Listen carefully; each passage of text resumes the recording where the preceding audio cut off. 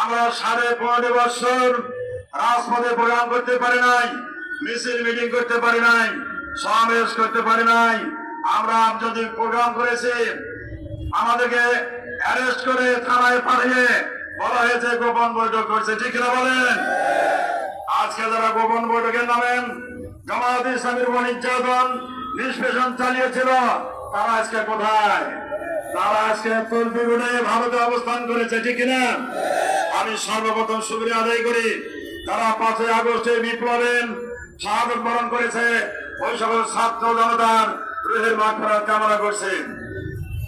হাজার হাজার ছাত্র জনতা যারা অসুস্থ হয়ে কেউ হাত হারিয়েছে, কেউ পা হারিয়েছেন, কেউ মাথায় গুলিবিদ্ধ হয়েছেন, কেউ পঙ্গ হয়েছেন, কেউ কাতরাচ্ছে হাসপাতালগুলোতে, ওই সমস্ত অসুস্থ ভাইদের আশুর মুক্ত কামনা করছে।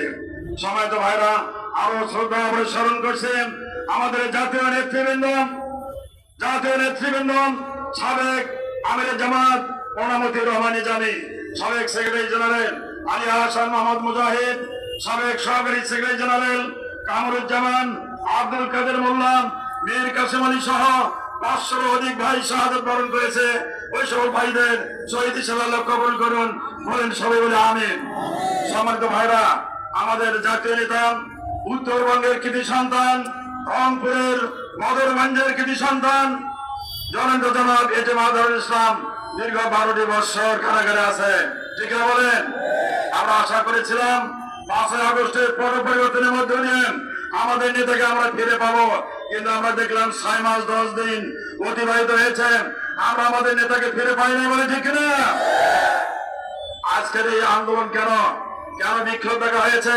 আমরা ধৈর্য ধারণ করেছিলাম, আমরা আশা করেছিলাম ফ্যাসিস্ট হাসিনার বিদায় হয়েছেন, স্বৈরাচারের বিদায় হয়েছে, অন্তর্বর্তীকালীন সরকার আমার নেতাকে কারাগার থেকে মুক্ত দেবে, কিন্তু 6 মাস 10 দিনে মুক্ত দেওয়া হয় নাই, যার জন্য বাধ্য হয়ে জামায়াত ইসলামী গোটা দেশব্যাপী মহানগর জেলা ভিত্তিক আজকে কর্মসূচি ঘোষণা করা হয়েছে। তাই অংশ হিসাবে গাইবান্ধা জেলার আজকের এই বিক্ষোভ এবং মিছিল কর্মসূচি হবে। আজকের এই কর্মসূচিতে এই কথা ঘোষণা দিতে চাই, অন্তর্বর্তী সরকারকে বলে দিতে চাই, অনতি বিলম্বে যদি আজহার ভাইকে মুক্তি দেওয়া হয় সারা দেশ অচল করা হবে। একটু পরে আমাদের মিছিল শুরু হবে। সম্মানিত ভাইরা, এই মিছিলকে সুষ্ঠুভাবে সুপরিকল্পিত ভাবে আমরা এই সহ প্রদর্শন করবো, কেউ বিশৃঙ্খলা করার চেষ্টা করবেন না।